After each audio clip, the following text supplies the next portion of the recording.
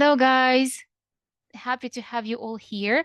For those of you who see me very first time, I'm Alex. I do trainings here at Novakid, and sometimes we see each other for different activities. And today we're actually also going to have some fun, I hope. We have prepared for you some interesting stuff to share. And the best thing is that we all come from different cultures with different backgrounds. So it's going to help us a lot.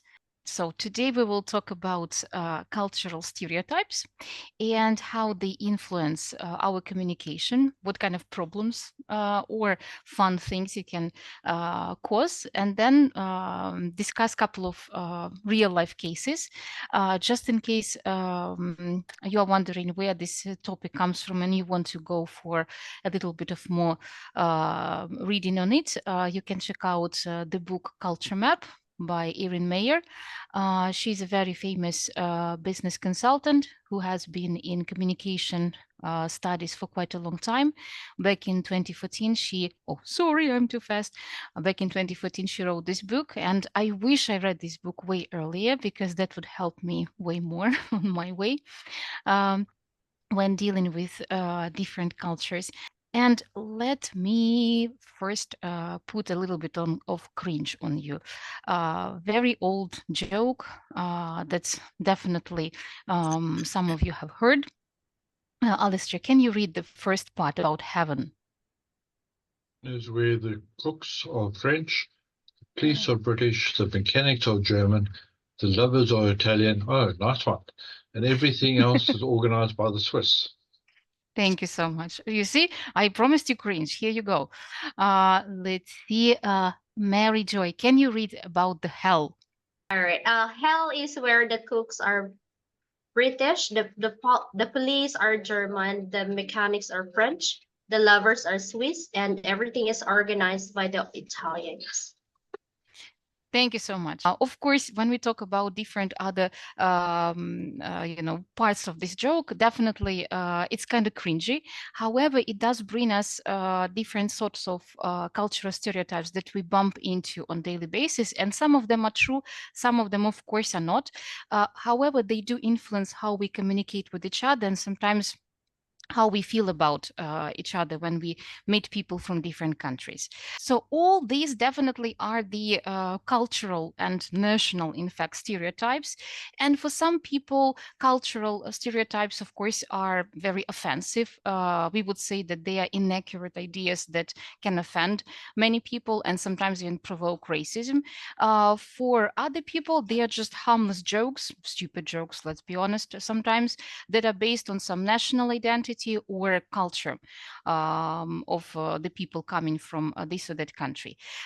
Truth be told, the actual real thing about cultural stereotypes probably lies somewhere in the middle, because sometimes cultural stereotypes do help us understand better how people feel about certain things and become more understanding and actually build better good relationship with those people. Sometimes, of course, they can blind us and make our life a little bit less comfortable and a little bit more stressful for those people we are trying to build relationship with.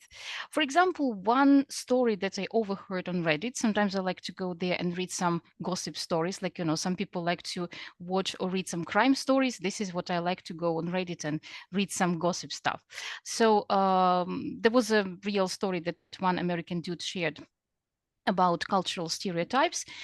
He was dating a Taiwanese girl, and he remembers feeling kind of distressed and confused from time to time in the relationship because she, in his point of view, she was just not saying what she wanted or needed. And let's see, he gave an example of this kind of a situation. For example, once he asked her, "Do you want to go to the party tomorrow?" Ilse, can you read her answer? My friend Mei Ling went to a party in Baltimore.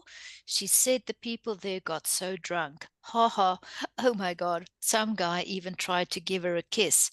Next weekend, I think I will meet her for tea on Saturday night. Thank you so much, Ilse. If you were that American boyfriend, how would you feel now? I think I would feel that she obviously doesn't like alcohol. Drinking a lot of alcohol is not part of their culture. And they prefer Right. drinking tea and kind of being more subdued. Mm-hmm. Mm-hmm. Absolutely right. Hermione, would you feel that this girl actually did give the answer to the question that the boyfriend was asking her? Did she answer his question? She had stereotyped all type of parties. She wasn't thinking broader. Mm-hmm. Mm-hmm. Yeah, in a way, yeah. It was her stereotypical understanding of parties. Indeed, that's true. How about the message that she sent to the boyfriend? Was that message clear? What do you think? I don't think so. Mm-hmm. Yeah. Um, yeah.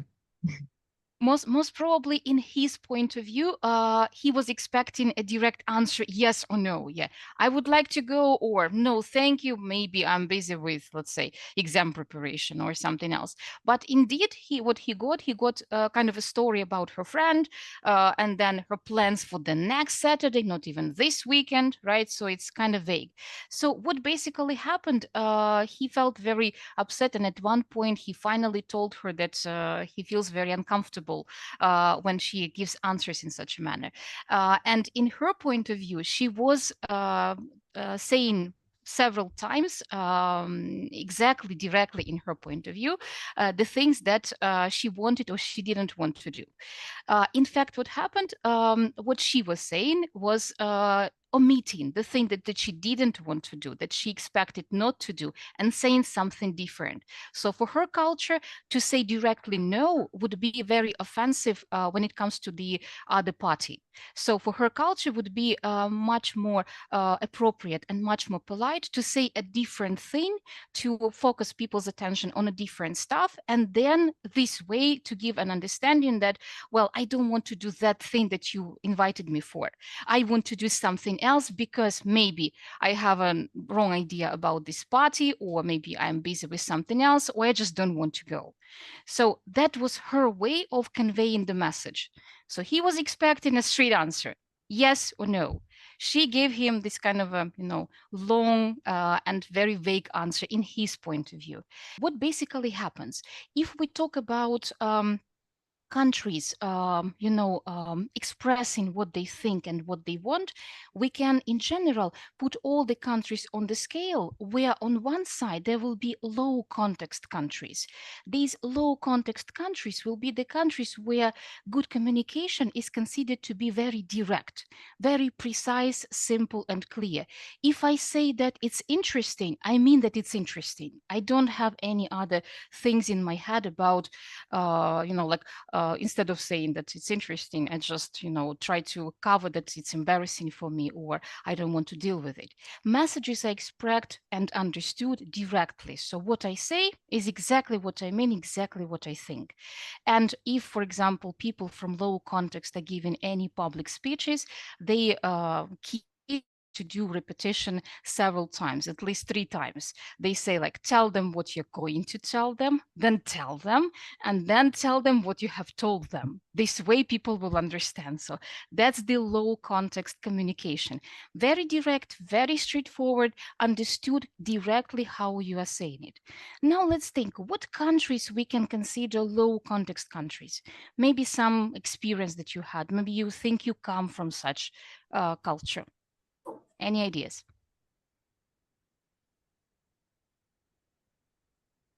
I Silence, have that's my one. favorite. Okay, yeah, Dunel, go ahead. So in my culture, I'm Northern Sotho speaking. So those who are from South Africa would know what I mean. And when I want to say, "Oh, Alex, your t-shirt is beautiful," I don't directly say it. I'm like, "Oh, you must give me that t-shirt." And you don't say thank you. Your way of saying thank you is you must come and take it at home. So that's basically how we communicate. I don't directly say you look beautiful today or your dress is beautiful or I love your hair. I'm just like, oh, I want to have your dress or come and give me your dress. So that's me indirectly saying to you, you've got a beautiful dress. And Mhm. your way of saying thank you would say, come and take it. Wow, I see. I see. Cool. Imagine if, for example, I hear this conversation, I'm like, wow, these people are barbaric. One of them wants to take away my dress. The other one says, okay, take it. Just don't hurt me, something like that. Yeah. Cool. This is really great. I love that. That's a very interesting thing. Super. Thank you so much for sharing. Actually, funny thing that I did put South Africa, it wasn't on the list, but I did put South Africa on the scale closer to low context countries compared to other countries that have way high context communication. But after hearing that, I think it will give me some thoughts about it, because traditionally we have the countries where people have come from different countries, and they had to find a way how to understand each other, how to make the communication as clear as possible. That's why USA and Canada are traditionally the best examples of low context countries, because imagine people are coming from all over the world with different cultures, different ideas, different stereotypes. They need to find ways how everybody can understand what's going on there. So of course we see this in the communication. South Africa is also partly there on the list because you guys also have a multicultural country. However, apparently you are a little bit further. We will talk today when we see the scale in full. We will then discuss it. And Netherlands, maybe because they have been traveling for quite a while all over the world, and they wanted to make themselves clear and to be understood everywhere. Maybe that can kind of influence that kind of a thing. But usually, traditionally, low context countries are the countries with many cultures in one.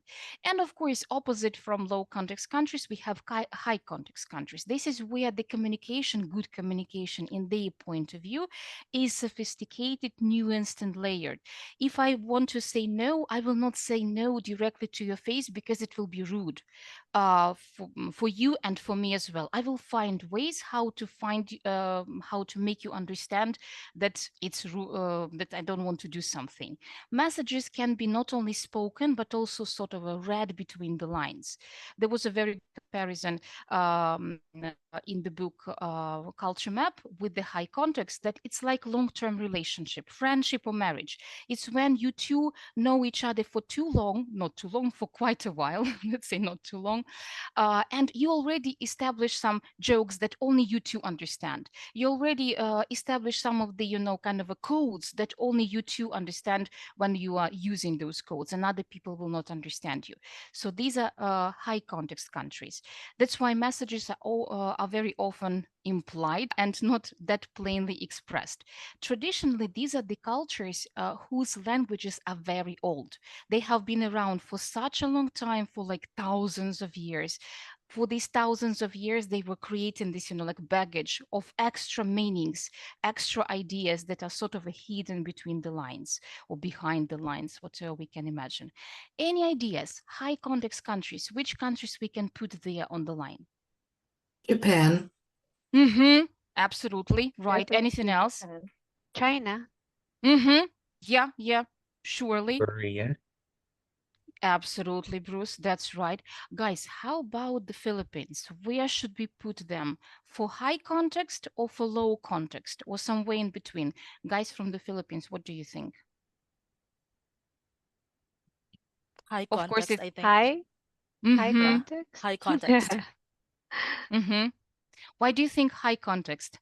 How to explain that? But we in the Philippines, we actually um we need to read between the lines. I mean, Mm-hmm.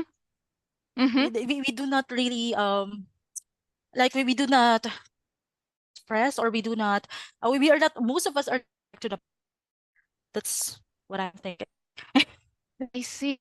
I totally, you guys have a unique blend because even culturally, it's more high context country. But now with the use of English and using English in the educational background for majority of you, you have also very good experience with low context countries. So now you have like, you know, like a blend of it. Yeah, possibility to experience, yeah, like a kind of a mix. Maybe somewhere in the middle, still having advantages, most probably, of both countries, both high context and low context countries. Thank you so much for sharing. Yeah, indeed, we will put here mostly like Asian side of countries, because this is where we have the oldest languages that have created so far a lot of, you know, in between the lines baggage. However, it all depends where you are on the scale. What I mean that, for example, let's say you come from the United States, and if you meet a person from the UK, for you, the person from the UK will be high context countries, high context country. That's why there are so many dumb, you know, and funny videos online about what Americans say and then what British say. Yeah, meaning different things, and then saying some different stuff, and people cannot understand each other. But if it is a person from the UK going to India, India will be for them high context country, and UK for them will be low context country.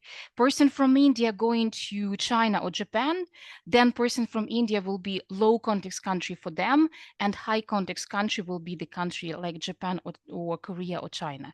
So that all is relevant depending on where we are on the scale. Let's think, where should we put South Africa? What do you think? Any ideas on which scale? Should we put it somewhere near United States and Canada, or closer to the UK, or maybe where European Union is? What do you think, guys? Any ideas? Would you consider yourself more towards low context or more towards high context? Yes, Stephen, go ahead. I think it depends, because there's so many different cultures in South Africa. I think it depends which culture you're talking to. So I'd say a lot of the African languages would be high context. But then the Afrikaners and the English are definitely low context. The Afrikaners came from Dutch. It's very, very straightforward. They say exactly what they mean. Sometimes even too directly. I see. Like the Afrikaners will often say things like, and people will take it take it quite offensively sometimes. They're very, very direct. Same goes for the English, maybe a little bit less than Afrikaans. Afrikaans is just very direct. And then the Africans, depending on which culture, as you mentioned before, like as someone mentioned before, it is very in context. They don't want to offend each other, so they do things. It is more roundabout, and they've got different ways. Things you can't say, things you can say. So it's definitely culture related. You have to sort of depends who you're talking to in South Africa. I see. It's actually very interesting. It means that you guys also have the chance to experience both context, and you can juggle it. And of course, important thing to know who you are talking to, right? Same thing the way. I see. Amazing. So it can be both, and it can be both referred to low context and high context, right? I think, yeah, there's different situations where you can be quite blunt and say, right, this is not okay, or this is what should be done. And then other times you're like, well, I think, you know, in a roundabout way. So it depends on, like Stephen said, who you're talking to, the context, the situation, like where you are. Yeah, it's interesting. I see. That's very interesting. Cool. Bruce, what do you think where we should put the Philippines? Any ideas? Of course, we cannot talk bluntly about the entire country, all the representatives, but just if you look at the scale, where potentially you would put the Philippines? What do you think? Still high context. Yeah. Do you think before Turkey and India or after Turkey and India? Oh. What do you think? That's a tough one, because India also has many different languages, right? And also English is one of the national languages that also many people speak, and helps them to be more direct in some of the cases. Maybe somewhere in that area, right? Most probably. Yeah, cool. Thank you so much, guys. And even though we are talking about this kind of a scale, you can see at the bottom we have low context countries, mainly the countries, as we were already discussing, mainly the countries that have many people from different countries coming to live in one place. So in this case, we need very direct communication for us, all of us, to understand each other, for the legislation to be clear, for the social conventions to be clear for all of us. And then we have high scale, high context countries, countries where the tradition has been around for many years. And of course, if we talk about how low context people perceive high context people, there can be a lot of misunderstandings. Any ideas? When we are, like Elizabeth gave an example, when she was in England, she didn't feel very comfortable. They were thinking that, for some of them most probably, that she was rude. How did you what did you think about them when you were there? What did you think about them? I thought they were, can I be honest? Can I be direct? Yes, I yes. thought they were fake. I thought they were fake. They are not real. They are not honest. Exactly. You're Again, being low context. Yes, of course, guys. Here, for the record, we are talking about, you know, how our cultural, these stereotypes, how they influence the way we think. We are not talking about how it's literally is. We are not saying that Elizabeth was rude or that British are fake. We are saying that the way how we were taught, how we were brought up, yeah, influences how we behave in our daily life. And then when we go to other countries and we experience a different types of life, different lifestyle, yeah, it actually makes us at the beginning feel very uncomfortable. Of course, if you live there for a month, for 2 years, for 10 years, you will get used to the culture and you will feel way more comfortable. But the beginning, it will be this kind of a culture shock indeed. That's why we do feel that people from high context cultures, we feel at the beginning that they are secretive, that they lack, you know, transparency, that they are unable to communicate directly, they are not saying what they want, they are, you know, they cannot be trusted. This is how we feel at the beginning. The more we get to know people, the more we build relationship with them, of course it changes, and they perceive us differently. But at the beginning, that's unfortunately how we feel. The opposite, people from high context countries, when they meet us, people coming from low context cultures, how do you think they feel about us? We are rude. Yeah, rude, too direct, most probably. Yeah, stating the obvious for nobody knows what reason. Yeah, this kind of stuff. So like Captain Obvious sort of a stuff. We are arrogant, or we are patronizing because we repeat things again and again, sort of offending them, that we, you know, we don't think that they could understand from the first time. This is how they usually feel, right? And they will think that you are too direct, you are too arrogant, or maybe patronizing or rude, or whatever the thing. So it all depends on the place where your country is located, and then where the other person comes from. Of course, again, it's all kind of stereotypical, because what if you experience living in different countries at the same time? You experience being friends with people from other countries, right? It all differs. So in this case, it can be different. So let's now check out our story. We have a story that I shamelessly stole from Evan Mayer's book. If you're interested, you will find it in the very first chapter. There was one executive, Mr. Diaz, who went to China to work for a long time, there for like around 15 years, and he shared with Erin his experience, his first flaws and problems that he bumped into when he was communicating with his employees in China at the very beginning. By the way, Spain and China, right? For those of us who come from low context countries, just a second, who are from, for example, from South Africa, for you guys, Spain will be a high context country. But for example, for the Philippines and for China, Spain will be a low context country. So here we see this, there is this kind of a, you know, mismatch a little bit. So one day, Mr. Diaz was asking Mr. Chan to stay and work longer hours on the weekend, and let's see how it actually happened. I will ask if it is possible. Cananello, can you please be Mr. Diaz? And Ruth, can you please be Mr. Chan? Can you read the conversation? What happened? All right.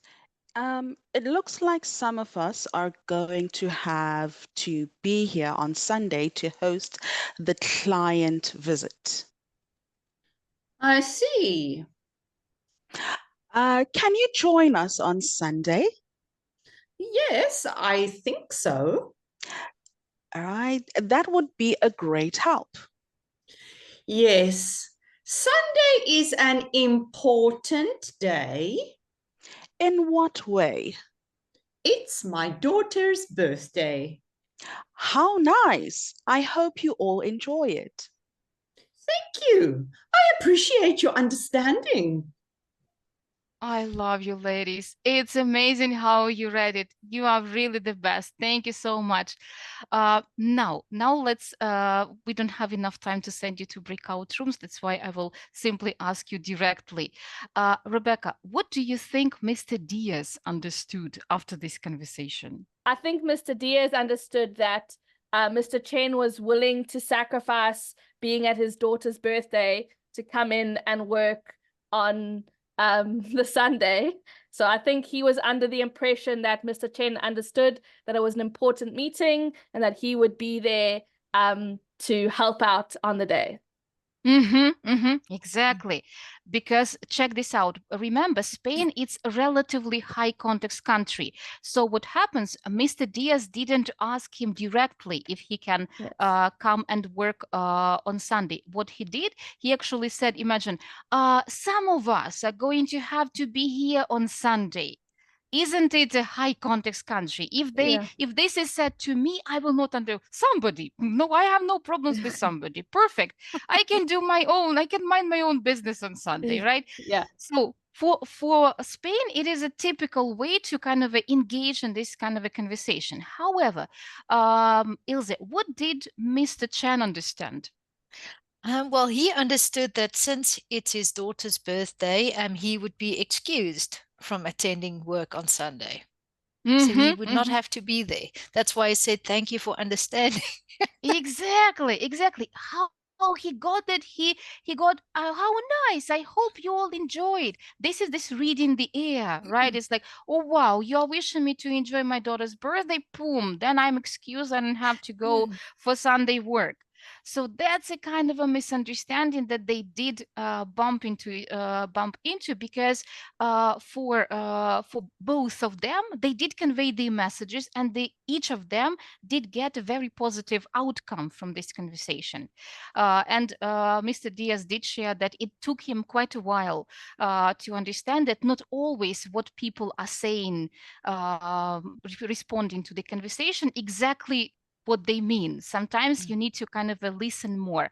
That's, by the way, one of the very cool tips, that if you have to deal with the people who come from higher context cultures, simply try to listen more, because you might be able bit by bit to develop the skill reading the air and reading through the lines. You might understand that, yeah, he's talking about something important. They are mentioning important things or talking about something to avoid, something that they don't want, for example. Yeah, for people from low context cultures, it might sound like lack of transparency, but yeah, we get what we get, right? So that's the main actually message from this one scale, the communication that we can derive from that. Being a top communicator in your culture may not always work well with the people from other cultures. So we simply need to listen a little bit more and check more. For those of us who come from high context cultures, we need simply to be a little bit more direct. Yeah, we actually need to say that, you know, like sometimes in a funny way, it's like a conversation between a man and a woman. If I say to my husband that, oh, such beautiful flowers, he will not understand I want him to buy them. It will never happen in any single day. I simply should say, go and buy me those flowers, I like them. Then it will happen. So in a way, it's like that. And a bonus story, since we have a little bit of time and we can finish on an interesting, hopefully, cliffhanger for the next time. Esmeralda, can you help me read this piece? Your colleague named Yuki comes from a high context culture like Japan. Imagine that Yuki has traveled to your home for a visit and arrived by a late evening train at 10 p.m. If you ask Yuki whether she would like to eat something before going to bed, she will respond with a polite, "No, thank you." What should be your response? Right. And Cananello, can you please help us? What would be your response as a host? What would you do? I would then tell Yuki, you know, if you are hungry, please let me know. If you need anything, please let me know. Are you tired? Do you want to go sleep? Yes. Right, cool. That's a very nice and a very logical response from a very, I think, welcoming host. Thank you so much. In fact, what happened? What happened is that the proper response here, if we remember that Yuki comes from this high context culture, will be to ask at least, yeah, I know it sounds crazy, at least 2 more times, and only if she responds, "No, thank you," the third time, you will accept the no as her real answer. Any question, any ideas why? June, can you help me? Why would you only then accept her no as the answer? June. Well, because I just want to make sure if Yuki would not like to eat. Okay, I just want to make sure. I will ask 3 times if to make sure if Yuki doesn't want to eat, because sometimes people are shy and they will say no, thank you. But I want to know a direct answer from him because he's tired. So him or her, because Yuki is tired. I guess he's a bit hungry. So I will ask 3 times. As maybe too much as it sounds for people who come from low context cultures, indeed it's actually this kind of a situation, because for high context cultures, if they are well-mannered people, they don't want to tire you and bother you with telling you directly what they want, because it's 10 o'clock for you as well, and your guest also understand that you also might be tired. So in case if she doesn't want you, to make you worried and to make you to create any extra troubles for you, she better say no, thank you. If you don't understand it and if you don't ask second or third time, well, Yuki will go to bed hungry. What to do? She will eat next morning, but she will feel that she kind of helped you to feel more comfortable and, preserve a little bit of peace for the host of the house. But if you know that thing, you will ask her second and third time, yeah, indeed. And then Yuki will say, yeah, actually, I would love to have a bite of something. And then she can enjoy your chicken salad or whatever you have prepared for her, and you both can actually feel comfortable. I know that for some people it might sound weird, but the same here. I did experience exactly the same thing. We were going to get married back like 10 something years ago. As I said, I wish that book was written earlier. My husband future husband back then, went to go for a little bit of work in the garden. I went out and offered him a drink and some snacks. He said, "No, thank you, it's okay," and smiled. Then I went back home and I was watching TV. I was just enjoying myself. He said, "No, perfect, no problems." 2 hours later, he shows up, looking very sad, looking very tired, and doesn't want to talk to me. And finally, I understood. I started asking him what happened and everything. That when my dad used to work in the garden, mom was always coming for him and bringing him some drinks and stuff, and you didn't. I came out. I offered you a drink. Yeah, but you did it only once. It means that you didn't mean it. Boom. Great. Now I come and ask. Then I just simply bring it, eat it. Yeah, drink it, and that's all. So indeed it does work like that. And imagine it's been with the person in a long-term relationship. So it does work like that. So that's one of the scales that was shown in that book. There actually, don't get scared, 8 of them. One of them is the first one, is the communication. So not always what we say is clearly understood by other people, and not always what we say does actually mean what we want to say. So that's basically all, guys. Any questions, any suggestions for the next time? Maybe you would like to learn something more. No, No, but it was good. No. It was good. I didn't know the asking 3 times. I did not know about that. So I will remember that. Okay. If you host any friends from China or Japan next time, make sure to ask them several times if they really want something, right? So that's basically all. Thanks a lot, guys. I do hope to see you sometime later, and have a lovely afternoon, evening, or day. And Thank big you. thank you for joining. It was really cool having you. Thank you, guys. Thanks, Thank Alex. Thank you Bye. so much. Bye. Thank you. Nice Bye. meeting Thank you you. all. Thank you so much. Bye. Bye bye.